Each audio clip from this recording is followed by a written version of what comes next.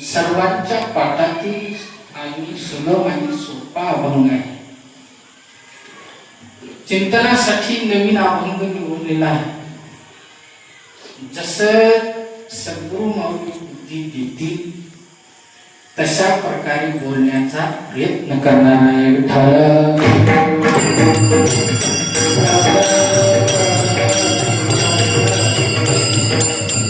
जसं माझ्या बुद्धीला जमल वेळ वाटड तसं बोलणार आहे. आपण पहिलीच वेळेस घेतला म्हणून चिंतनासाठी सेवेसाठी घेतलेला जगद्गुरु तुकाराम महाराज यांचा अभंग असून या अभंगामध्ये जगद्गुरु तुकोबार आहे. संत महात्म्यांच्या अवताराचं कारण सांगणारा म्हणजे आजचा अभंग आहे. विठ्ठल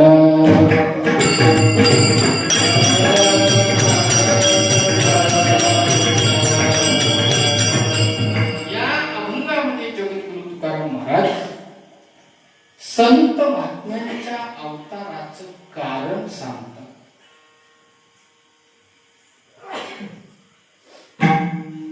देवाला आणि संत सज्जनांना अवताराला येण्यासाठी कारण लागतं. कारणाने ज्यांना या भूतलावर यावं लागतं त्यांना देव किंवा संत म्हणावं. कर्माने ज्यांना जन्म मिळतो त्याला जीव म्हणावं. विठ्ठल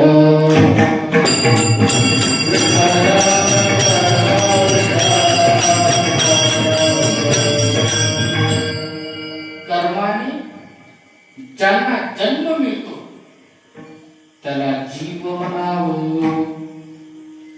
कारणाने ज्यांना या भूतलावर यावं लागतं त्यांना देव किंवा संत म्हणावं.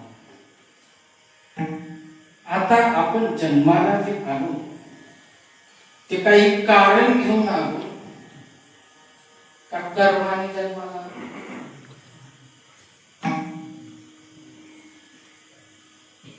कारण घेऊन आलो का कर्माने जन्माला आलो?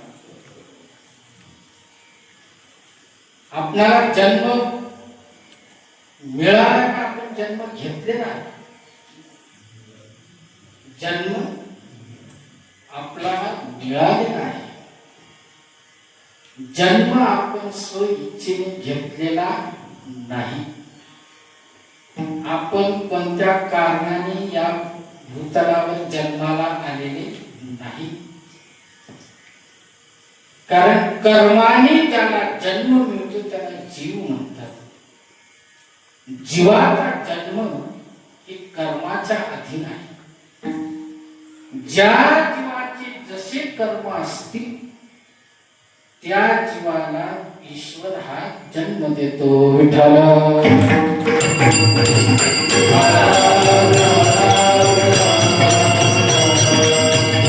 ज्या जीवाचे जसे कर्म असतील त्या कर्मानुसार त्या जीवाला योनी मिळत असते.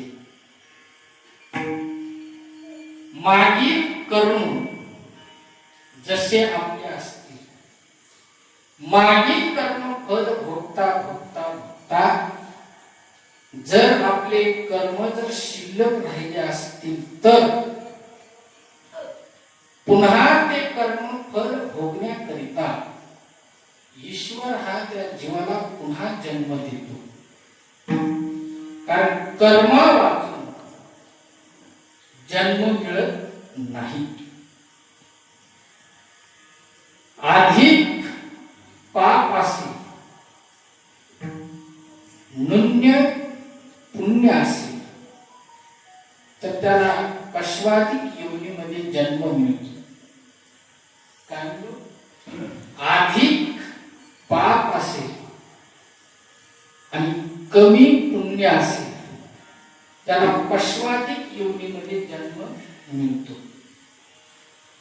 अधिक पुण्य आहे पुण्य पाप आहे म्हणजे नकळत पाप आहे.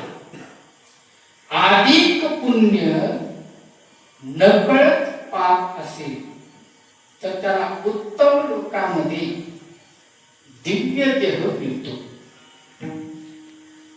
पाप आणि पुण्य जर समान असतील तर इह लोकांमध्ये मनुष्य जन्म मिळतो. विठ्ठल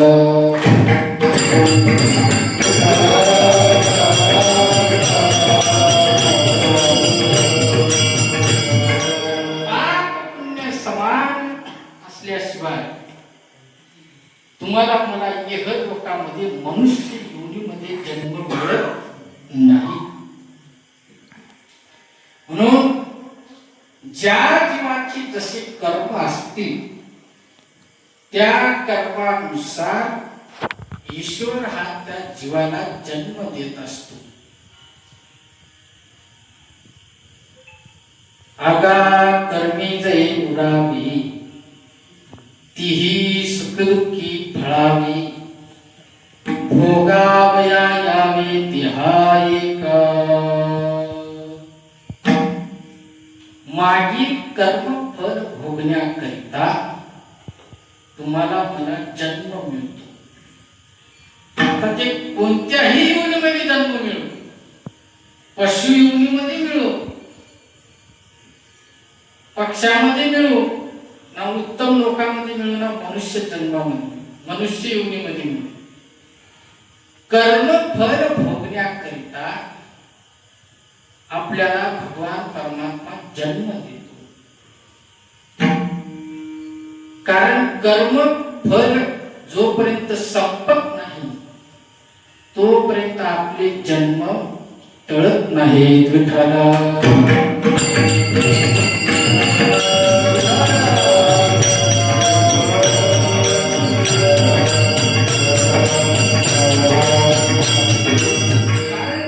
जीवनावर जे सुख दुःख येतात, आपल्या जीवनावर सुख दुःख जे भोग येतात ते कशामुळे येतात? मागील कर्मामुळे येतात. कारण कधी सुखाचा भोग येतो तर कधी मनुष्य जीवनावर दुःखाचा भोग येतो. दुःखाचा भोग आला की मनुष्य जीव हा देवावर पुष्ट होतो. कारण देवाने माझं असं वाटवळ केलं आणि जीवनावर सुख आलं की देवाने चांगलं केलं मला म्हणतो. आणि जीवनावर काही दुःखाचा प्रसंग आला की देव माझ्यावर रुष्ट झाला असं म्हणतो. आपल्यावर देव कधी रुष्ट होत नाही. कारण सुख दुःख भोगाला कारण असेल तर मागील जन्माचं कर्म आहे.